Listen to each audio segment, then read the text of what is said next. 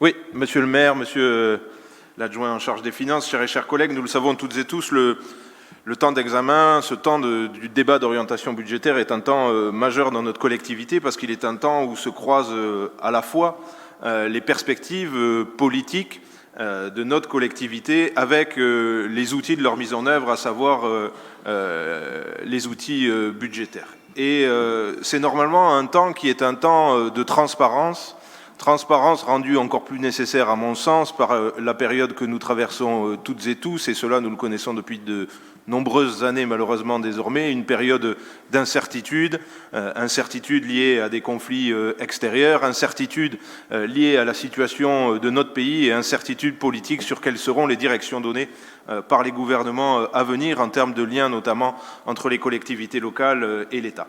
Et malheureusement, ce temps de transparence, eh bien, il n'est pas rendu possible à travers le débat que nous avons aujourd'hui, parce que, ça a été dit par mes collègues Michel Bleuze et Caroline Onvaux, ce document manque cruellement de données.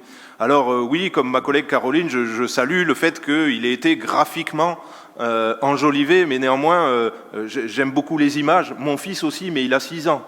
Et je pense que nous sommes toutes et tous ici majeurs, comme moi, et donc ce qui m'intéresse d'abord et avant tout, lorsqu'on parle du destin de la 4e ville de France, c'est d'avoir les données pour qu'on puisse mener un débat avec l'ensemble des éléments nécessaires à celui-ci.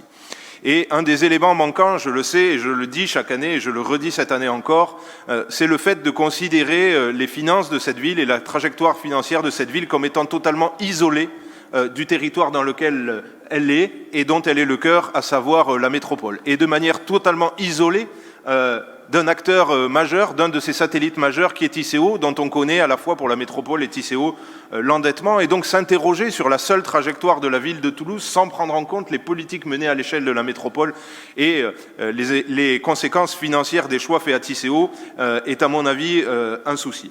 Ce document, c'est finalement ni un document budgétaire, ni un document d'orientation, et ça a été dit et je le partage, c'est plutôt au mieux une note d'intention et au pire ce que je considère un document de communication. Vous avez fait le choix d'introduire ce rapport du document d'orientation budgétaire comme étant un outil de communication et une valorisation de ce qui a été fait dans cette collectivité. Et moi, je vous le dis, et je vous invite à y prendre garde, le décalage est de plus en plus grandissant entre la communication, entre ce que vous avancez auprès des Toulousains et le quotidien de leur réalité, de ce qu'ils vivent toutes et tous. Le décalage est de plus en plus grand entre ceux qui ont droit au beau et ceux qui vivent au milieu du béton. Le décalage est de plus en plus grand entre ceux qui vivent dans des quartiers sûrs et ceux qui vivent dans des quartiers insécures. Le décalage est de plus en plus grand en termes sociaux entre ceux qui vont bien et ceux qui vont mal. Et moi, c'est le premier point sur lequel je souhaitais revenir. Vous avez fait le choix d'ouvrir ce document en vous félicitant du maintien du pouvoir d'achat, valorisant le fait que vous n'avez pas augmenté les taux d'imposition ni les tarifs des prestations qui sont proposées. Eh bien, je dois le rappeler aux Toulousains et aux Toulousaines qui nous écoutent.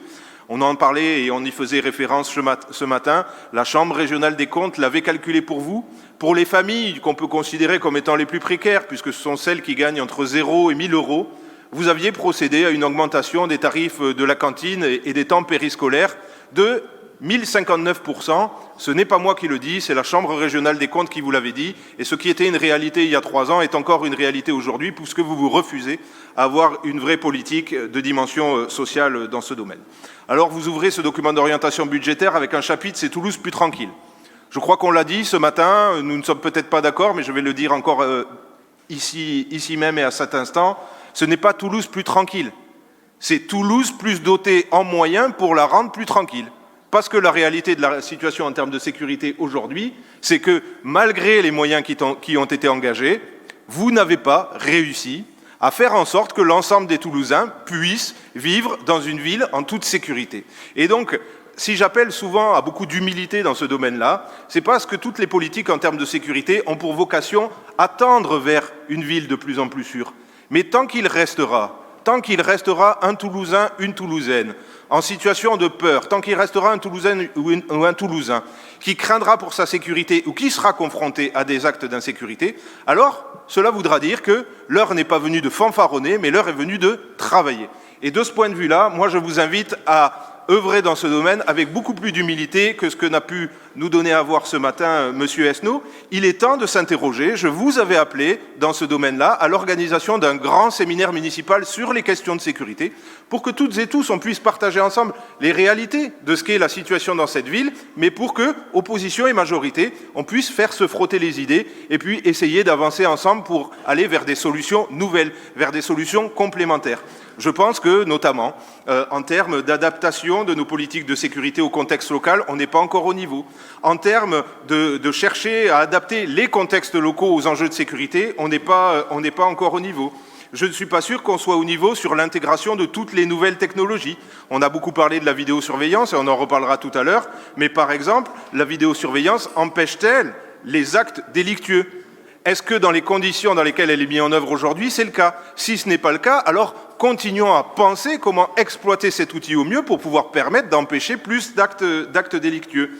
Est-ce que la collaboration entre l'ensemble des acteurs de la chaîne de sécurité va assez loin? Est-ce que l'ensemble des partenaires ont été mis autour de la table? Est-ce que l'éducation et la sensibilisation sur ces questions est au niveau aujourd'hui dans cette ville? Est-ce que l'urbanisation, la façon dont on pense les quartiers, intègre-t-elle assez cet enjeu de sécurité? Moi, je pense qu'elle l'intègre, mais je pense aussi qu'il faut en faire un sujet qui est un sujet contraignant, c'est-à-dire qui est un sujet qui est non négociable dans la façon dont on emménage les choses. Donc, encore une fois, c'est pas Toulouse plus tranquille, c'est Toulouse dotée de plus de moyens et je vous invite à saisir la main tendue pour que, ensemble, nous arrivions à cette ville plus tranquille. Au chapitre Toulouse plus facile, là on est dans les projets pour 2025, il y a là encore, et c'est Michel Bleuse qui le disait, les absences. Les absences de tous ces projets qui étaient inscrits à la PPI et dont on ne sait pas aujourd'hui quand est-ce qu'ils seront réalisés.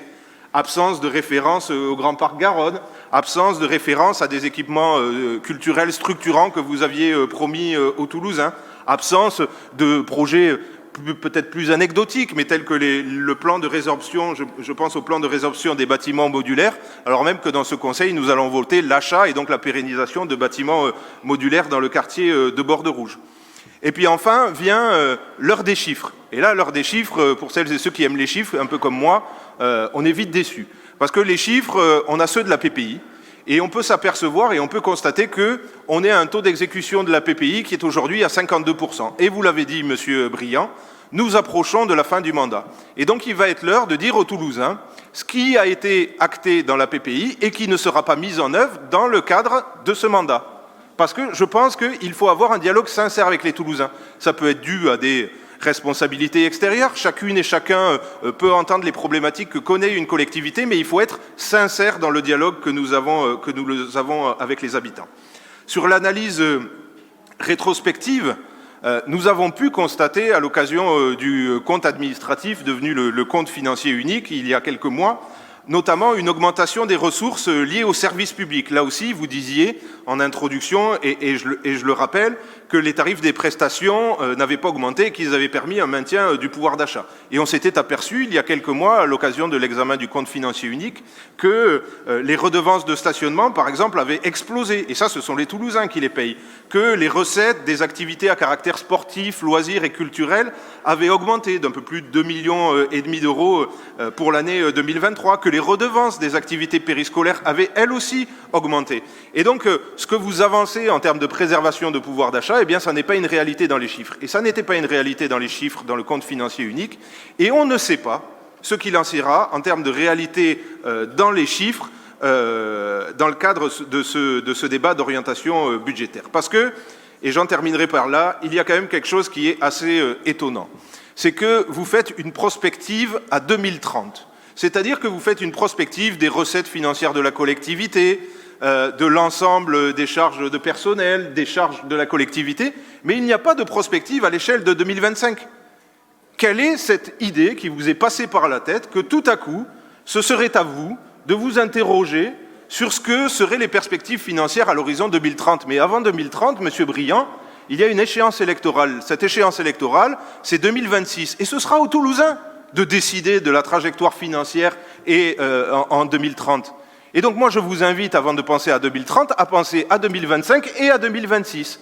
Parce qu'il ne faut pas faire comme si les Toulousains n'allaient pas avoir à décider. Il ne faut pas faire comme si les Toulousains n'avaient pas une capacité à agir sur ce que seront les finances de notre collectivité d'ici à 2030. Oui, ils auront à le faire, ce sera en 2026, et ce sera une confrontation entre des listes qui présenteront des idées et qui présenteront des trajectoires budgétaires permettant de mettre en œuvre ces projets. Et donc, ça m'amène à une question qui est d'avoir communication de l'ensemble de ces prospectives que vous faites à l'échelle 2030. Eh bien, nous aimerions bien les avoir à l'échelle de 2025 pour pouvoir nous prononcer et pour pouvoir mener un débat dans des conditions normales, puisqu'il s'agit bien, là, je le dis, du DOB qui vient et qui précède le budget de l'année 2025 de la ville de Toulouse, et rien d'autre. Et donc nous aurons à voter le budget de la ville 2025 au prochain conseil municipal, et d'ici là, je vous invite à nous faire parvenir les éléments dont nous avons besoin pour pouvoir anticiper ce que sera la situation financière de notre ville. La parole est à Monsieur Le Texier.